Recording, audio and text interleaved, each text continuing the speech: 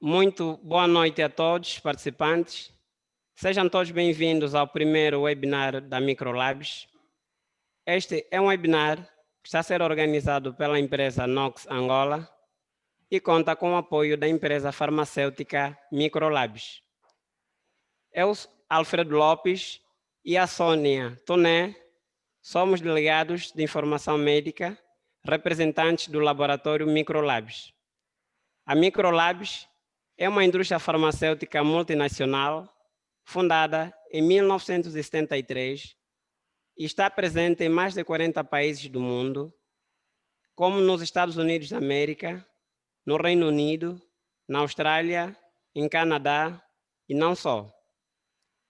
Está presente em Angola a Microlabs desde o ano em curso, no caso desde março de 2020, e tem 2 portfólios de fármacos especificamente, um direcionado para o tratamento de infecções bacterianas e o outro direcionado para o tratamento de doenças do Fórum Cardiovascular. Este webinar tem como tema Emergência das resistências aos antibióticos. Portanto, é um tema atual que constitui preocupação tanto para a classe médica, bem como para a classe farmacêutica.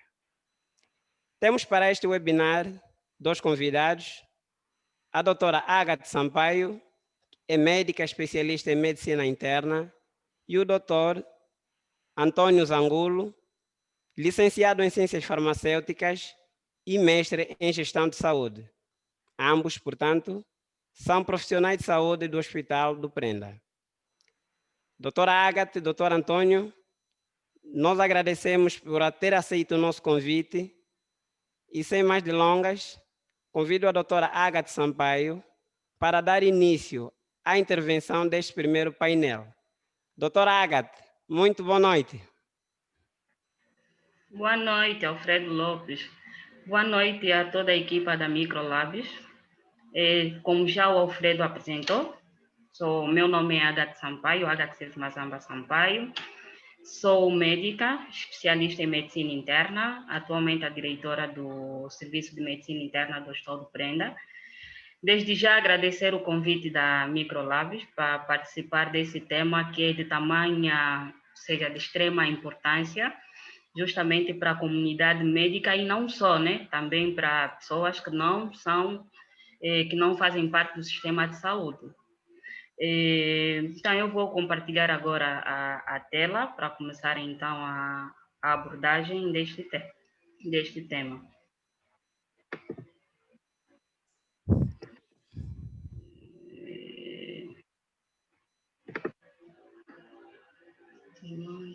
Aqui. Emergências das resistências aos antibióticos. Primeiro, sabemos realmente o que são antibióticos, né? Pronto, isso aqui está um pouquinho duro. Antibióticos são substâncias sintéticas ou não, né?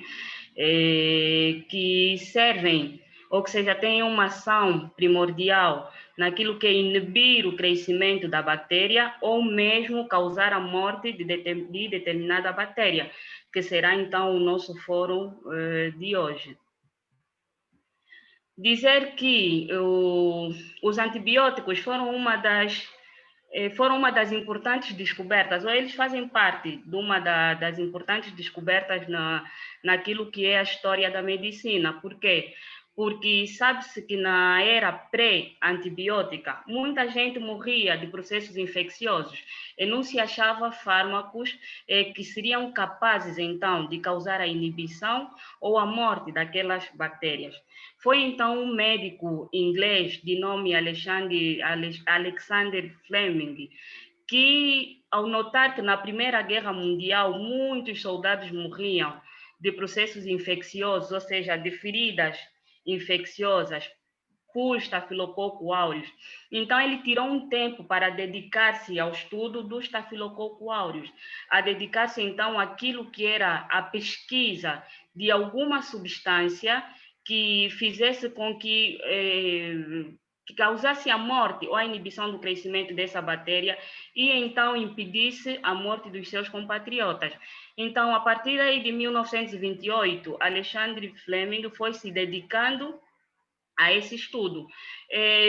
Por um período prolongado, sem sucesso, ele decidiu então tirar um tempinho para descansar e, por consequência ou por coincidência, deixou uma das suas amostras, ou deixou algumas amostras ao ar ambiente. E essas amostras que estavam ao ar ambiente foram contaminadas, então, por determinados fungos.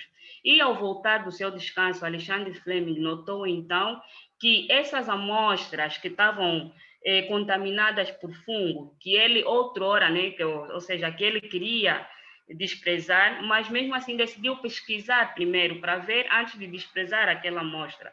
Ao observar ou ao fazer o estudo daquela amostra, Alexandre Fleming notou então que nos locais em que havia contaminação por fungos, não crescia o Staphylococcus aureus. Então, aquilo chamou a atenção desse cientista, desse médico, que intensificou a sua pesquisa. Mas foi aí em 1938 em que foi isolado a penicilina e em 1940, então, que começou a se fazer o uso da penicilina. Não foi em vão que em 1940, quando da Segunda Guerra Mundial, foi feito um agradecimento amplo à penicilina, por quê? Porque poupou a vida a muitos soldados, a qual era infectado, então, as suas feridas por Staphylococcus aureus. Mas de chamar também a atenção, ou seja, nesta época, também já se chamava a atenção de algumas cepas de bactérias que também já apresentavam resistência à penicilina, mas mesmo assim, a penicilina, como poupou a vida de muita gente, notou-se que era um antibiótico que cobria e que acabava matando o Staphylococcus aureus, ele foi amplamente agradecido. E desde então, foi-se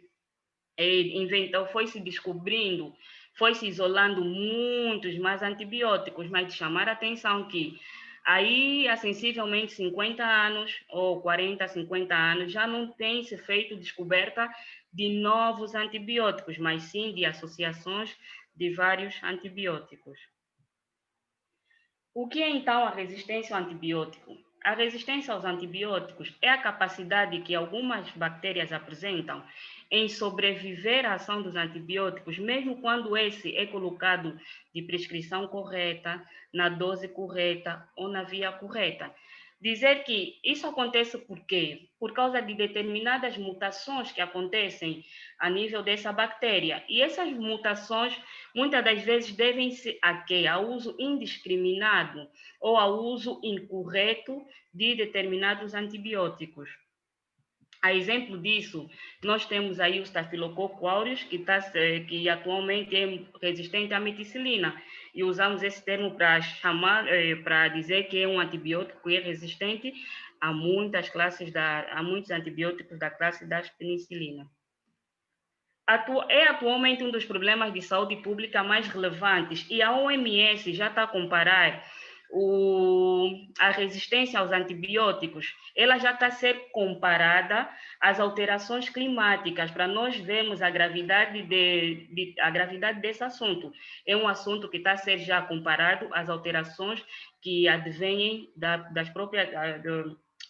do clima, né?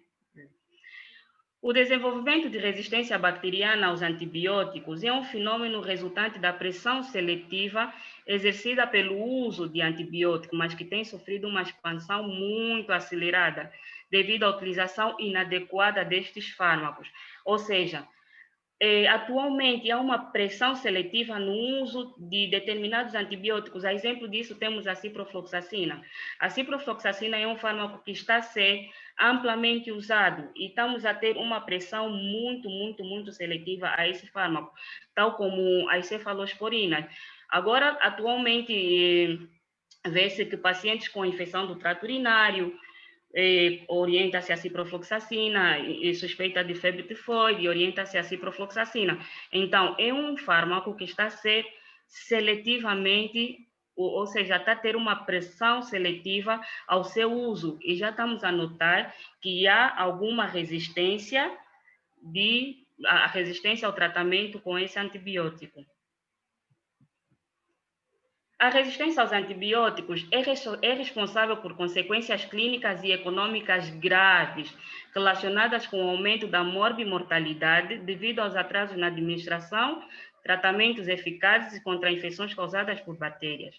A hospitalização prolongada e o uso de antibióticos diferentes do de primeira linha aumentam também de forma acentuada o custo dos cuidados intensivos, dos cuidados de saúde, perdão, o que constitui um problema particularmente relevante.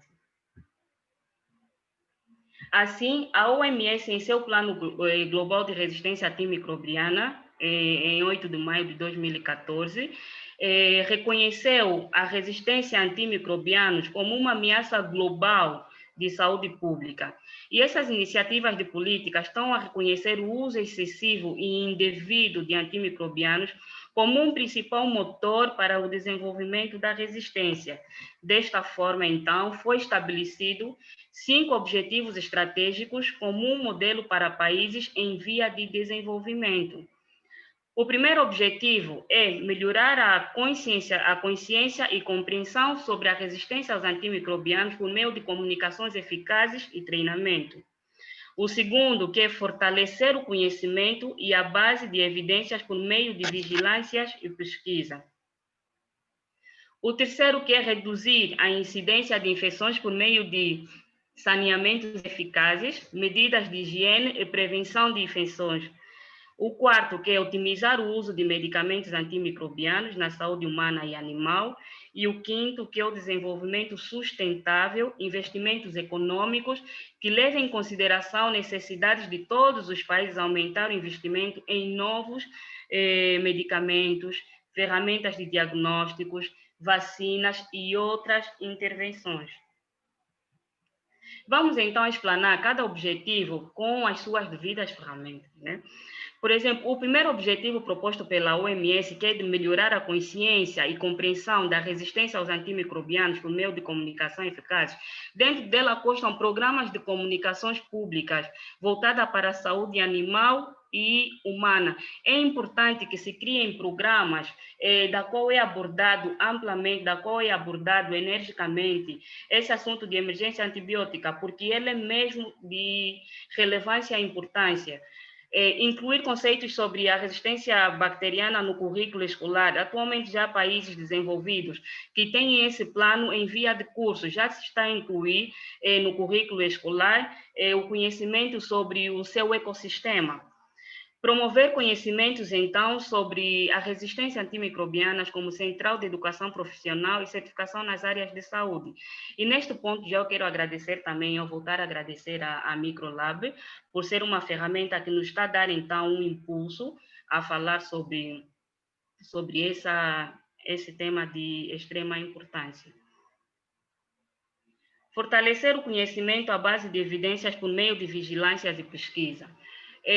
As organizações profissionais, governamentais, indústrias e acadêmicas voltadas na pesquisa e construção de conhecimentos é importante, é de extrema importância nós termos aquilo para além de abordar aspectos teóricos, é importante ter o aspecto prático também, que é a pesquisa. Não se fala apenas de resistência a antibióticas sem ter ferramentas para a pesquisa. Não se fala de determinada unidade hospitalar com resistência antibiótica sem se fazer pesquisa. Então, para que nós andemos em boa carruagem e saber que determinada unidade tenha resistência aos antibióticos, é necessário que se tenha laboratórios de microbiologia. É necessário que esses laboratórios comportem exames como a espectrometria, assim, que são exames que isolam bactérias em aproximadamente 15 minutos, uma vez que nós vemos que é diferente os exames de cultura. Esse exame, ele vai isolar uma bactéria em aproximadamente 15 minutos e depois vai se fazer, então, o teste de sensibilidade antibiótica. É assim que nós devemos começar a funcionar para sabermos, então, em conjunto com a comissão de infecção de determinada unidade, para sabermos, então, a tamanha resistência daquela unidade hospitalar, a tamanha resistência de antibiótico de uma determinada comunidade. Informações sobre a incidência, prevalência e padrões da resistência antimicrobiana e habilidade para identificar padrões de emergência antimicrobiana. Reduzir a incidência de infecções por meio de saneamento eficaz, medidas de higiene e prevenção de infecções. As medidas de higiene são também de extrema importância. Por quê? Porque eles diminuem aquilo que é a prevalência de determinado processo infeccioso. E diminuindo, ou se melhorar o saneamento básico, melhorar a medida de higienização, nós vemos também que diminui os processos infecciosos. E diminuindo o processo infeccioso, nós vamos diminuir o uso de... Esqueci-me de guardanapo, meu Deus. Agora estou a suar bastante. Nós vamos diminuir também aquilo que é o uso de antibióticos. Imaginemos, em determinada zona em que há pobre higiene, há maior probabilidade de processos infecciosos. Vindo dessa determinada... há maior probabilidade de uso empírico de antibióticos. Esse uso empírico de antibióticos leva subsequentemente à resistência antimicrobiana. Então, isso é um ponto em países em via de desenvolvimento de extrema importância para também diminuirmos aquilo que é a resistência aos antimicrobianos. Otimizar o uso de medicamentos antimicrobianos na saúde humana e animal. Nós devemos conhecer os padrões de consumo de antibióticos na saúde humana e animal.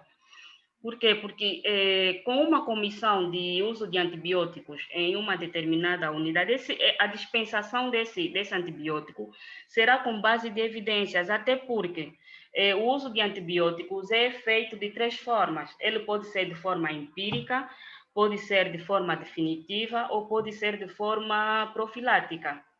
O uso de antibióticos de forma empírica preconiza-se que deve ser até aí 72 horas e depois deve-se saber o tratamento definitivo, ou seja, o antibiótico definitivo para tratar aquela infecção.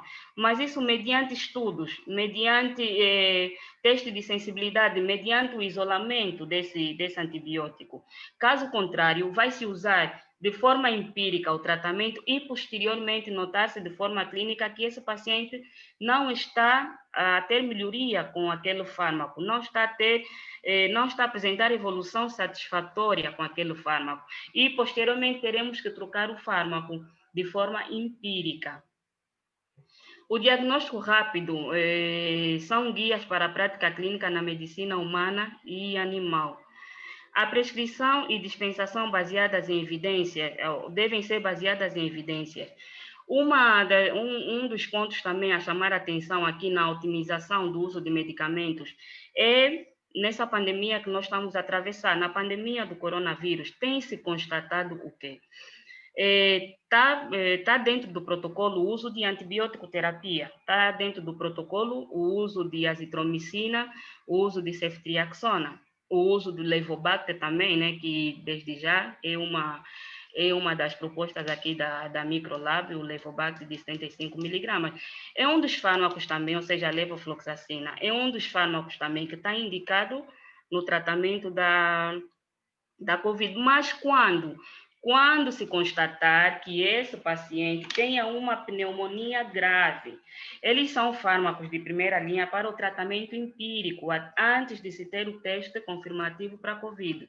Mas o que é que nós estamos a constatar? Que há um uso indiscriminado, há um uso indevido da azitromicina, há um uso indevido da ceftriaxona.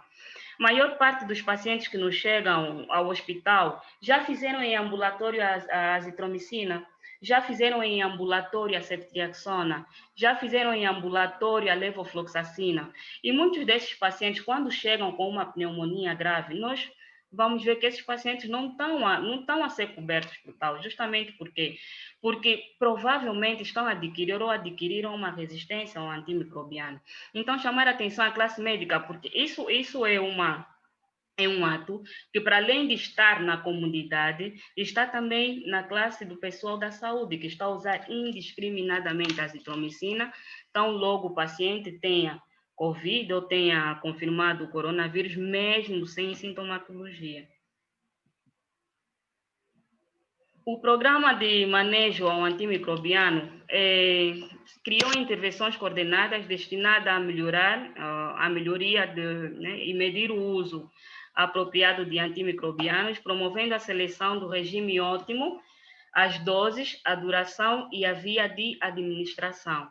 O objetivo deste programa é alcançar um bom resultado clínico relacionado ao uso de antibióticos, minimizando então a toxicidade e outros eventos adversos, reduzindo custos e limitando a seleção de cepas resistentes. O que acontece? O uso indiscriminado de antibióticos, para além de levar a mutações dessa bactéria, para além de levar à resistência, ela ainda está suscetível a levar a uma toxicidade do próprio doente. A exemplo disso, nós vemos o uso indiscriminado do Bactrim.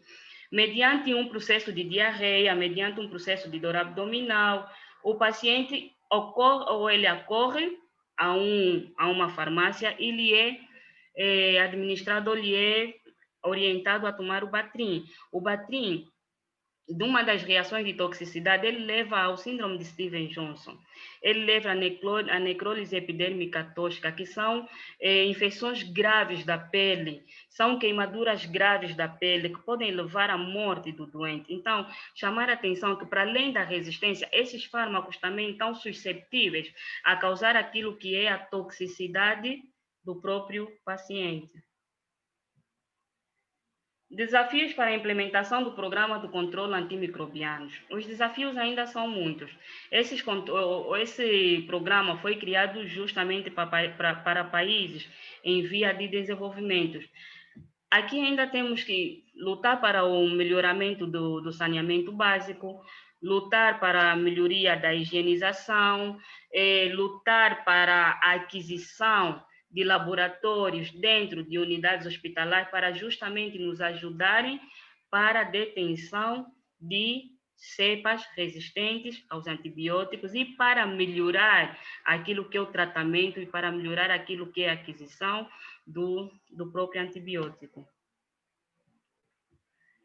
Isso, pronto, já fomos falando, desenvolvimento sustentável de investimentos econômicos que levem em consideração as necessidades de todos os países a aumentar o investimento em novos medicamentos, novas ferramentas de diagnóstico, vacinas e outras intervenções.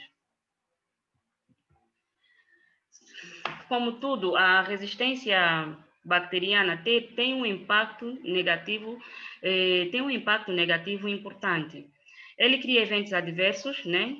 Que podem ser a morte ou a falha terapêutica, e econômicos também, o custo de cuidados, o tempo de internamento, maior mortalidade por bacteremia com estafilococo aureus multidroga resistente, maior período de internamento em unidades hospitalares, sobretudo em unidades de terapia intensiva, aumenta a necessidade de procedimentos cirúrgicos, aumento da infecção por Clostridium difficile, por diminuição da microbiótica intestinal, ou seja, a toma de antibiótico e de forma indiscriminada diminui também a microbiótica intestinal.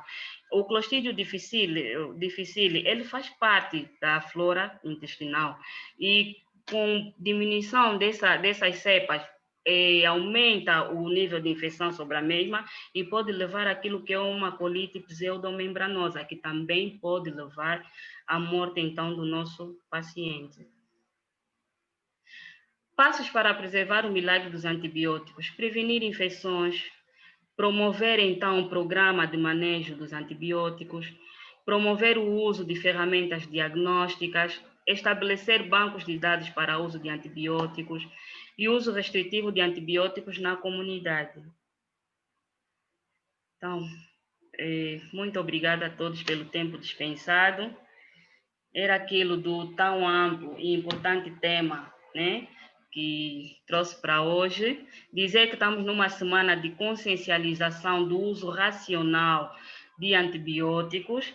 Então, vamos todos fazer parte dessa luta né? Estar a gritar sempre para que alguma mudança seja feita naquilo que é a implementação de laboratórios de microbiologia em unidades hospitalares, para então promovermos o programa de manejo antibióticos no nosso país, que também está em via de desenvolvimento.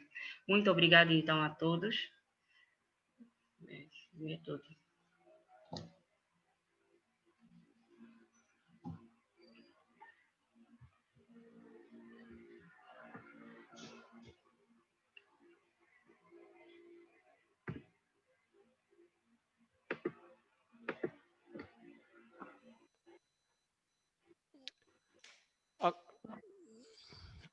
Ok, doutora Agatha, muito obrigado pela excelente explanação aqui na apresentação deste tema de extrema importância. Portanto, para darmos sequência ao nosso programa, convido agora a intervenção do Dr. Antônio Zangolo. Doutor Zangolo, tem a palavra. Muito obrigado, senhor Alfredo. Parabéns, doutora Ágata, minha colega. E muito obrigado à Microlab pelo convite para poder partilhar esse tema de maior importância e de que maneira acarreta muitas consequências, tanto econômico fundamentalmente, e, sobretudo, o custo da vida, que é a mortalidade concernente à resistência de micro-organismos.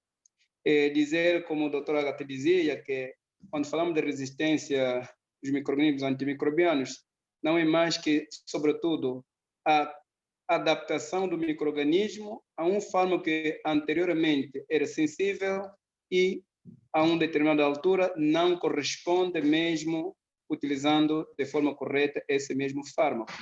Porque, como referia a doutora, os micro-organismos, nós procuramos criar condições para destruí-los e eles também criam condições para defenderem-se. E nesse contexto aí reside o mecanismo de defesa ou o mecanismo de resistência desses micro-organismos, e que poderemos abordar. Primeiro, dizer que o micro-organismo resistente, até o momento, constitui, sobretudo, uma das graves ameaças globais, não escolhe ninguém, nem país, e, nesse contexto, levam uma alta mortalidade aos pacientes e, sobretudo, geram uma grande carga econômica. Incluso, considera-se que temos alguns dados que a OMS publicou, aproximadamente 70 mil mortes por ano são causadas em todo o mundo por infecções resistentes aos antimicrobianos, exato. 230 mil mortes são por tuberculose a multidroga resistente, e que esse número exatamente se supõe que poderá aumentar em 10 milhões de mortes por ano até 2050, se nada for feito. E 2,4 milhões de pessoas poderão morrer nos países subdesenvolvidos até 2050, se nada for feito, se não se fizer nenhum esforço que venha sustentar, sobretudo, o combate a micro-organismos resistentes. E, incluso, também refere-se que, segundo a OMS, essa situação cada vez mais perigosa, porque de 25% a 75% dos antimicrobianos são prescritos de forma incorreta, de forma inapropriada, incluindo até nos hospitais universitários, e prescreve de forma inapropriada. E nos países, sobretudo subdesenvolvidos ou na via de desenvolvimento, incluso 90% das pessoas que tomam antibióticos, às vezes o tomam a um período de 3, 4 dias e interrompem desde que os sintomas passam. São situações que exatamente vêm agravando a realidade dessa situação, desse problema que estamos a reparar. E a OMS, incluso, considera que os danos de resistência dos micro-organismos aos antimicrobianos exatamente são comparáveis ao choque provocado durante a crise financeira mundial de 2008 a 2019.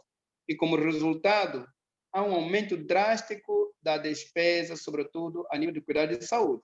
como podemos provar só com a pandemia, acho que até os países aparentemente desenvolvidos ou desenvolvidos estão exatamente arrebentando-se com a economia porque não está se suportando para exatamente fazer face à própria pandemia. É por isso que quando se fala de resistência, exatamente isso, se não nada fizermos, se o mundo nada fizer, exatamente entrar em choque até econômico. Por outro lado, nós dizíamos que esse micro-organismo, como nós referíamos, nos Estados Unidos, até de 1983 até 2008, 70% dos micro-organismos que eram sensíveis atualmente são resistentes. Implica que é uma necessidade aumentar novos medicamentos, e os medicamentos novos geralmente acarretam maior custo, porque os medicamentos mais potentes são mais caros, e isso exatamente nenhum sistema de saúde pode suportar. E não sendo suportado, exatamente pode, como consequência, sempre vai aumentando a mortalidade. E, infelizmente, como a doutora referia, desde 1928, que o primeiro antimicrobiano, cada penicilina, foi descoberta, até 1982, fez-se muito esforço para exatamente resolver o problema das doenças causadas por micro-organismos e que no passado eram tidos como intratáveis. E esse período de 1928 até 1962 e 5, exatamente todos esses antimicrobianos que nós utilizamos atualmente foram descobertos desde as sulfas, beta-lactâmicos, cloranfenicol, tetraciclina, aminoglucosídeos, etc, etc. E imaginemos que no passado fazia-se mais esforço, mas agora nós que usufruímos esforço feito no passado, nós utilizamos de forma indiscriminada e menos esforço fizemos para superar essa situação. Como exemplo, de 1962 até 2000, nenhum único novo antimicrobiano foi introduzido no mercado. Digo nova molécula. O resto apenas foi fazer inovação, modificação estrutural das moléculas já descobertas. Implica nós utilizamos incorretamente, acarretando consequências, morbimortalidade, e menos esforço fizemos para descobrir novas moléculas. É por isso a única forma de salvaguardar o esforço feito pelos nossos antepassados exatamente é usar de forma correta os antimicrobianos. E nesse contexto, para nós usarmos de forma correta, não só pensar na vertente de tratamento. A OMS exatamente lançou recentemente uma estratégia que refere One Health. Essa é exatamente uma só saúde. E ela diz que o combate da resistência antimicrobiana deve começar no campo. No campo por quê? Porque muitos dos produtos são produzidos utilizando antimicrobiano para facilitar o seu desenvolvimento e combatendo exatamente os micro-organismos para que se possa ter uma boa colheita.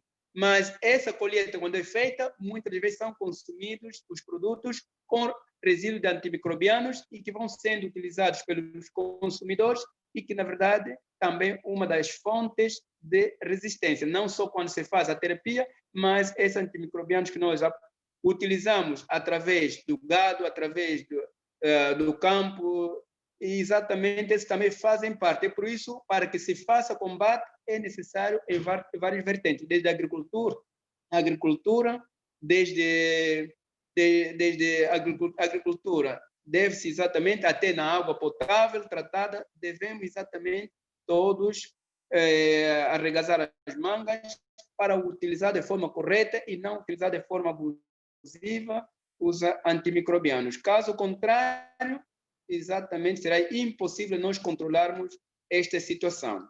E, nesse contexto, um dos aspectos que é importantíssimo, sobretudo, o critério de utilização dos antimicrobianos, que é um dos elementos importantes e, quando se ignora esse critério, como consequência, vamos utilizar de forma incorreta, de forma irracional, e que vai, como consequência, surgimento de micro-organismos resistentes. É por isso, nós devemos ter critérios, sobretudo, é importantíssimo que as instituições de saúde tenham, sobretudo, laboratório de microbiologia. Sem laboratório de microbiologia, terminaremos sempre utilizando tratamento empírico. E tratamento empírico, exatamente, sempre é correto, porque existe diagnóstico diferencial. E nesse contexto, o laboratório de microbiologia pode determinar, dentre antimicrobianos, qual é o mais sensível e menos sensível ao agente que está infectando o nosso paciente. Porque muitas das vezes a literatura refere que o fármaco tal é sensível, mas não se sabe se o agente patógeno a esse doente, na verdade, é sensível e pode não ser sensível. É por isso que é necessário que se faça teste de sensibilidade para que se possa utilizar ou obter resultados suficientes, adequados e, consequentemente, evitar resistência antimicrobiana. Mas não basta, é por isso refere-se que a formação contínua dos prescritores ou do pessoal da saúde é extremamente importante, porque a ciência está em constante evolução e essa evolução também exatamente vai se introduzindo novos antimicrobianos e vai se identificando exatamente novos efeitos e reações adversas. É por isso é necessário que os prescritores e toda a gente da saúde tenha noção e, sobretudo, deve atualizar sempre sobre a farmacocinética desses antimicrobianos, os fatores do hospedeiro, porque cada doente é uma escola, não é porque o doente está ali, trato sempre com ampicilina ou com ciprofloxacina, o que seja, cada doente é doente. O que responder a ciprofloxacina não implica que todo doente deve responder a os micro-organismos sejam mutantes. Os fatores de hospedeiro, o custo dos fármacos, muitas das vezes também, os prescritores, devem ter em conta que nem sempre o fármaco mais caro é o mais eficaz. Isso, a saúde, nem sempre o mais barato custa caro. Isso é falso. É por isso, nesse contexto, deve-se ter em conta o custo. Por quê? Porque se o paciente lhe for prescrito o fármaco mais caro e não sustentar o bolso, consequentemente, não vai terminar o tratamento e, exatamente, como consequência, haverá surgimento de micro-organismos resistentes. E, nesse contexto, se esse paciente estiver internado na mesma enfermaria com outros pacientes, já é um fator de risco que haja contaminação ou disseminação e a propagação desse agente resistente e, consequentemente, aumenta a morbidade e a mortalidade desses doentes. E nós dizíamos que sempre que o uso irracional dessas substâncias vai acarretar impacto negativo, sobretudo na qualidade da própria terapia. Vai aumentar o tempo de internamento dos pacientes. E se aumenta o tempo de internamento, exatamente vai aumentar o custo do tratamento das instituições e nenhum orçamento do Estado pode suportar quando nós utilizamos de forma indiscriminada, sem ter horizonte, até quando podemos resolver o problema do paciente e com esse micro-organismo resistente torna mais complexa a situação desses pacientes. É por isso a Organização Mundial de Saúde, para garantir o uso correto, ele traz para promover o uso racional, o uso correto. E, em princípio, os países devem adotar comissões nacionais multidisciplinares que venham coordenar a política da utilização desses medicamentos e que exatamente deve haver fixação de diretrizes clínicas baseadas em evidência científica. Não é porque nós sempre fizemos isso, que o fulano faz isso, deve exatamente fazer uma prescrição com base à evidência científica e que essa evidência deve apoiar aos prescritores.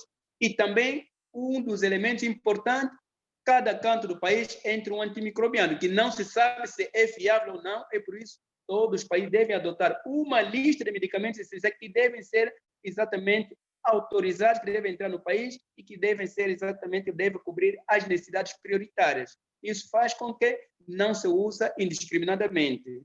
E, por outro lado, um dos elementos que não, na nossa realidade, a criação de comitês de farmácia terapêutica nos hospitais é extremamente importante, porque esse comitê é que vai regular o uso de antimicrobianos e vai regular e fiscalizar se estão sendo usados de forma correta. E, em caso que não se use de forma correta, sempre a consequência é da resistência, surgimento de micro-organismos resistentes e que vão obrigar que as instituições procurem fármacos mais potentes e vai forçar as indústrias farmacêuticas a produzir combinações que possam fazer face a esses micro-organismos resistentes. E, como consequência, essas novas combinações geralmente são muito mais caras.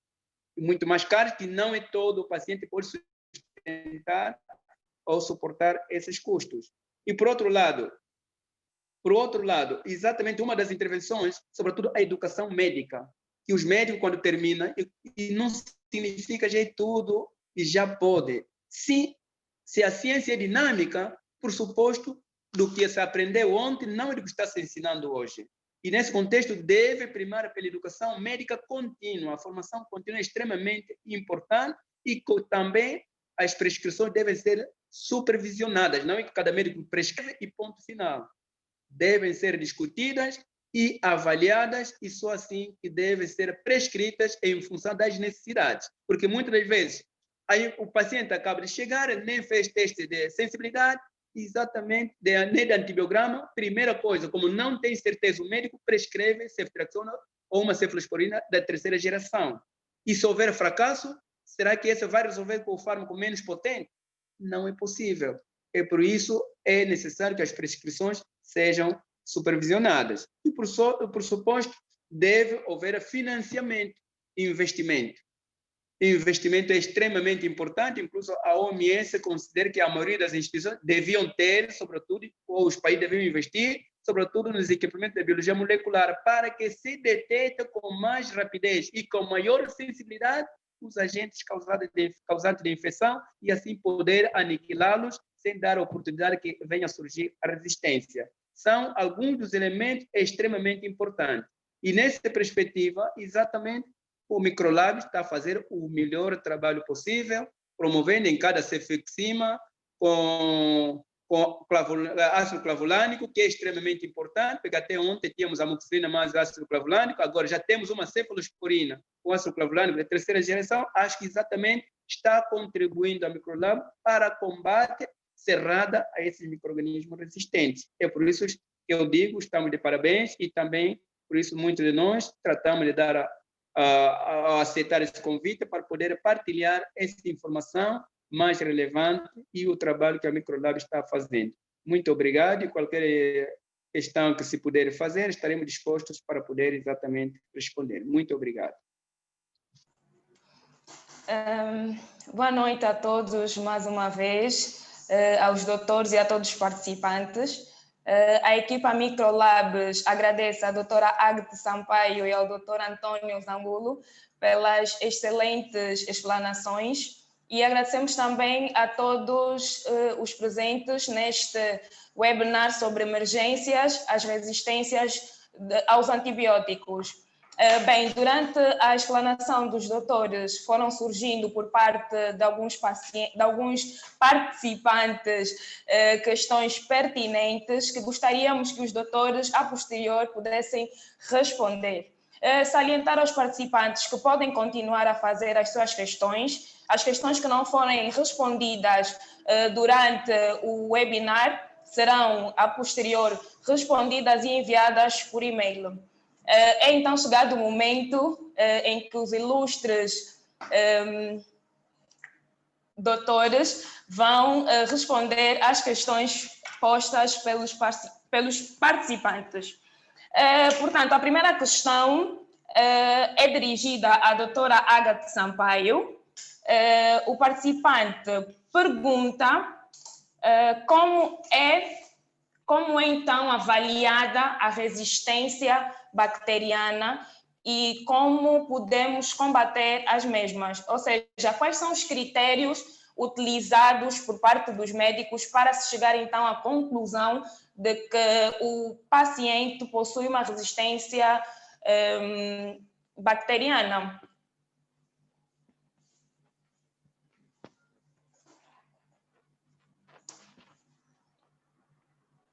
Doutora Ágata, o som não está ligado. Já? Já sim, perfeito. Sim. O participante que expôs a sua questão, a resistência bacteriana deve ser avaliada mediante exames de teste de sensibilidade. Esse é o método mais correto de avaliarmos, então, a resistência aos antibióticos. De outra forma, é meio complicada. De outra forma, chega até a ser uma forma empírica. Deixa-me dar aqui um exemplo. Há pacientes que nos chegam no banco de urgência com um quadro de pneumonia, né, que podemos começar a tratar com o Clavamox, com a amoxicilina mais o ácido clavulânico. dentro de 7 dias, o paciente, quando te volta ao banco de urgência, ele ainda tem a sintomatologia.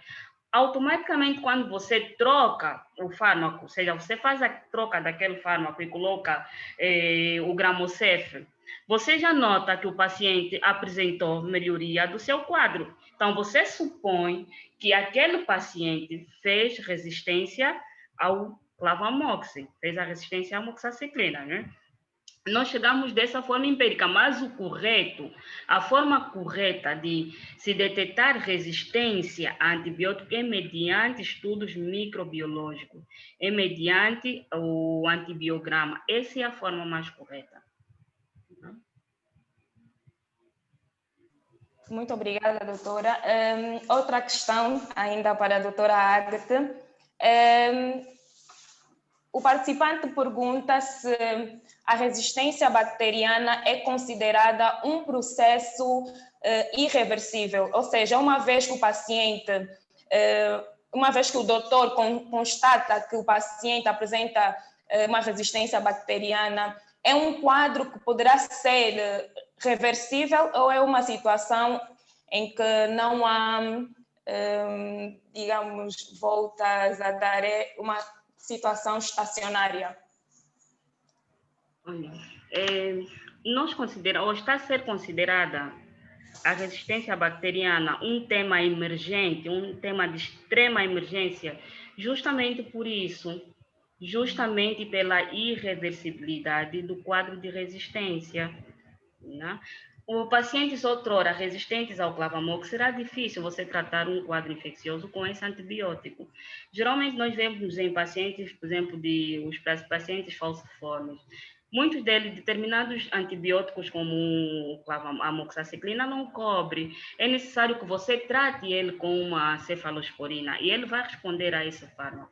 Então, atualmente está-se a considerar um quadro de irreversibilidade, daí a chamada de atenção ao uso racional dos antibióticos, justamente para não chegarmos a um colapso, para não chegarmos a uma altura em que não teremos mais ferramentas para usar no tratamento de uma determinada patologia de foro infeccioso. Ok, muito obrigada, doutora. Temos mais outra questão agora para o doutor Antônio Zangulo. O participante diz o seguinte: o Gramocef-CV, sendo um conjunto de uma junção de cefixima, que é uma molécula altamente estável na presença de enzimas beta-lactamases, e de ácido clavulânico, que é um inibidor irreversível das beta-lactamases intra- e extracelulares. Essa combinação faz com que o uso do Gramocef-CV haja menor probabilidade de se desenvolver uma resistência bacteriana. Doutor Zangulo? Sim. Sim, o doutor Zangulo pode perceber a questão exposta? Não sei se pode... A questão... Pode-se repetir a questão e posso responder, faz favor. Posso sim. Sim, faz favor. O participante diz o seguinte: o Gramocef-CV é uma combinação de duas moléculas, a cefixima e o ácido clavulânico. Sim. A cefixima é como o doutor bem sabe, é uma molécula altamente estável, sim, na presença de enzimas beta-lactamases, e do ácido clavulânico, que é um inibidor irreversível das beta-lactamases intra- e extracelulares. Então, o participante pergunta se a administração deste fármaco faz com que haja menor probabilidade de resistência bacteriana. Bem, de facto, quando nós falamos das interações, quando combinamos 2 ou mais fármacos, pode haver interação e essa interação pode ser sinérgica ou antagônica. E a interação sinérgica pode ser de soma ou de potenciação. E nesse caso, o que se faz é que é potenciação da ação. Primeiro, é que ácido clavulânico não tem atividade antimicrobiana. E nessa perspectiva, suponhamos que o ácido clavulânico chegasse no local de ação sem molécula de cefepime e que é de cefalosporina e que devia matar 100 bactérias, mas só que as bactérias secretam as beta-lactamasas para destruir, para inativar a molécula. Mas para que essas 100 moléculas possam fazer ação, exatamente o ácido clavulânico atua como protetor, como segurança e vai inativando as enzimas que estão sendo produzidas pela bactéria e todo o ácido clavulânico exatamente vai poder exercer ação. Isso faz com que maior a percentagem de molécula de ácido da cefalosporina vai destruir as bactérias. Ela apenas vai para apoiar a cefalosporina poder exercer a sua ação. Ela potencia a ação. E nesse contexto, se a ação da cefalosporina seria superior de 50%, pode exatamente potenciar até 80%. E com a ajuda da imunidade, podemos erradicar exatamente a infecção. E por isso, aumenta ou diminui a probabilidade que venha a ocorrer resistência. Ok. Muito obrigada, Dr. Zangulo. Temos mais uma questão que é dirigida ao Dr. Zangulo. A participante pergunta, visto que a conjuntura do país nem sempre permite seguir com um correto uso racional dos antibióticos, o que é que o doutor aconselha? Bem, isto não podemos generalizar que é conjuntura, isso não tem... Primeiro, todo profissional da saúde, quando termina, compromete-se e promete a fidelidade em exatamente pôr ao serviço do homem os conhecimentos adquiridos.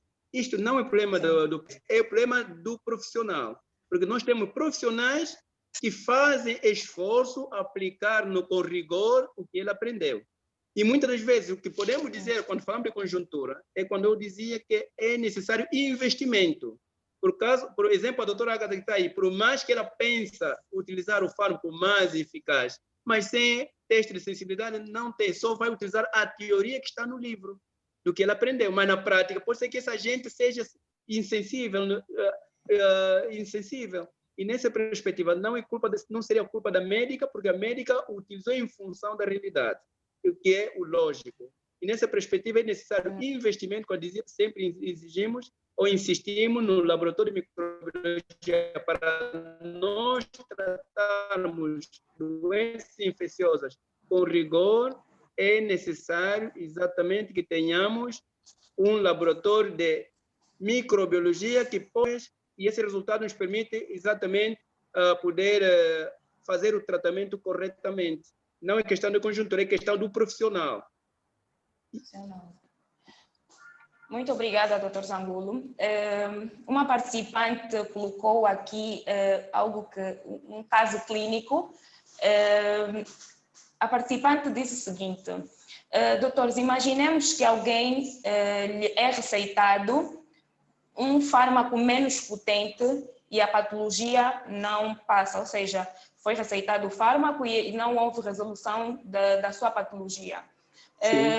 O doutor acha que, fazendo a reposição da receita, vamos assim dizer, o paciente não estaria a gastar mais e, de certa forma, induzir a resistência bacteriana? Utilizando um fármaco menos potente e depois o paciente vai utilizar a mesma receita? Exatamente. O paciente... Primeiro, sim? Sim, pode continuar. Sim, dizia que o paciente é receitado, né, antibióticos. Sim. Antibióticos menos potentes. Eu acredito que haja uma classificação dos antibióticos, sim.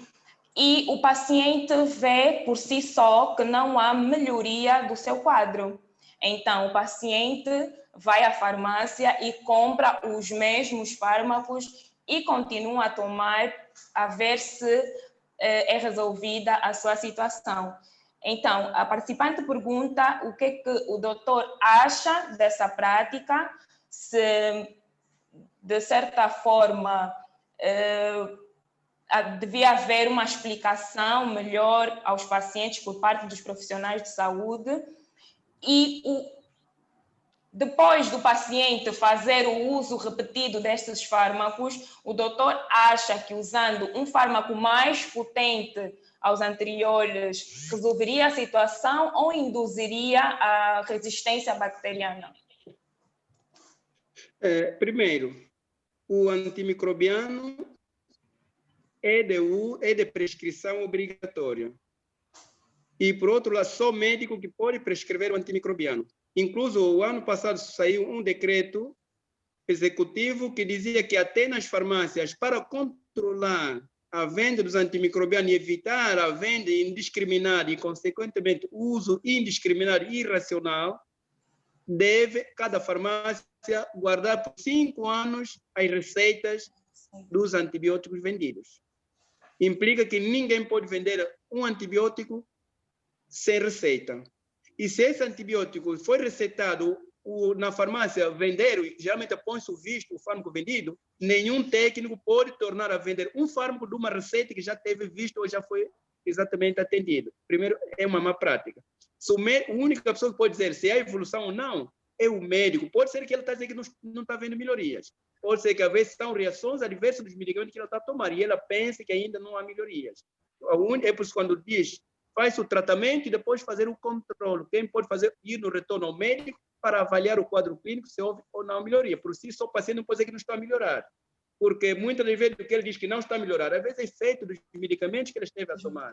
É por isso uma má prática quando alguém toma medicamento, acha que melhorou não e vai tomar, ou mesmo que tiver melhorado e tornar a ter o mesmo quadro, ir comprar com a receita anterior que tiver te ajudado, é uma má prática, não se deve.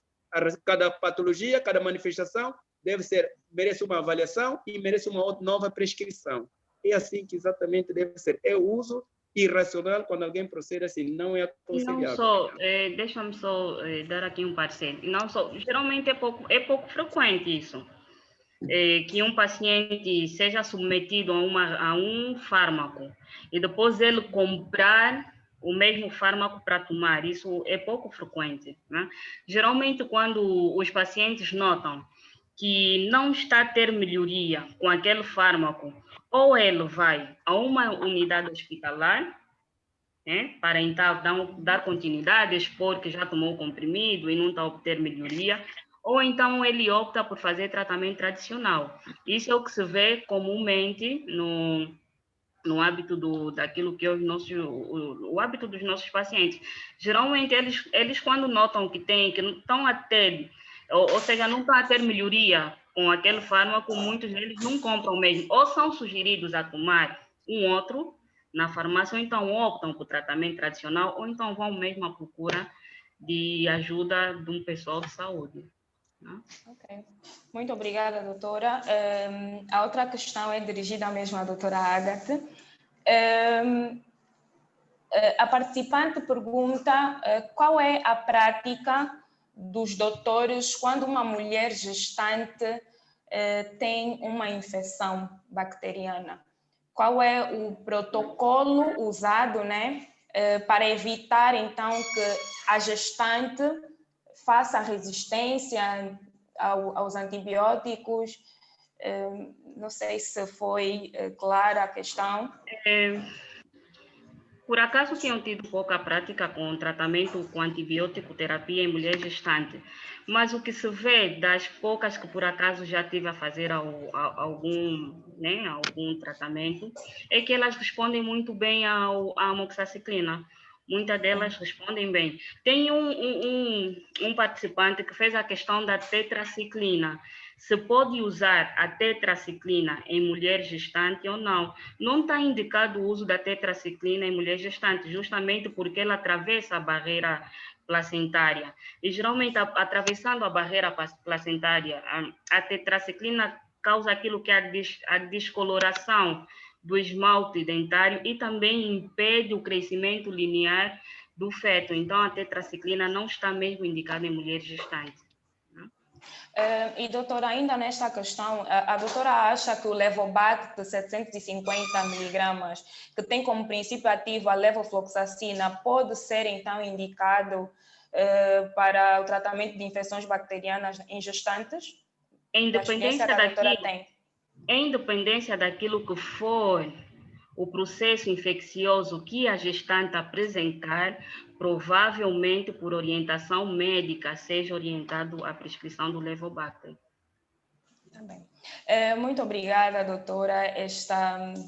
Vamos ter que interromper um bocadinho as questões, né? Senão vamos ficar aqui até às 22, porque o tema está bom, a conversa está boa. Então, lembrar aos participantes, né, que as questões que foram colocadas podem continuar a colocar as questões que a posterior nós vamos responder por e-mail. Obrigada. Ok, muito obrigado a todos os participantes deste webinar, especialmente à doutora Ágata e ao doutor Zangulo, por terem nos abrilhantado com este tema tão importante e que, na verdade, como foi aqui apresentado, constitui uma preocupação para a classe médica e para a classe farmacêutica, e não só. Chegamos, no entanto, no fim do nosso programa, deste primeiro webinar organizado pela NOX Angola e que teve o apoio da multinacional farmacêutica Microlabs. Queremos desde já agradecer os nossos profundos sentimentos à doutora Ágata e ao doutor Antônio Zangulo. Queremos também agradecer aqui ao apoio da Kiame Soft, tanto que teve aqui o cuidado da gestão do nosso software para nos poder mantermos aqui conectados. Por fim, não menos importante, queremos agradecer a todos os participantes que tiraram uma parte de seu precioso tempo para poderem estar conectados a este webinar denominado ao tema Emergência das resistências aos antibióticos. Contamos com todos os participantes nas próximas ocasiões para que possamos debater mais questões relacionadas à saúde e ao cuidado dos pacientes. Entretanto, agradeço a todos os participantes o nosso muito obrigado e nos vemos numa próxima ocasião. Até a próxima.